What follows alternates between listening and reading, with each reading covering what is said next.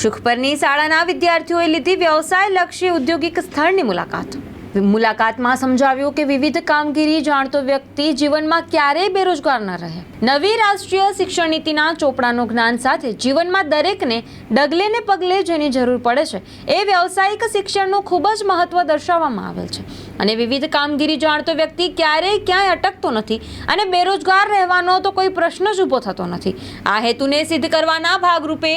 ભુજ તાલુકાના સુખપર ગામે શ્રી માધવ સ્મૃતિ ટ્રસ્ટ સંચાલિત અને વિદ્યા ભારતી સંલગ્ન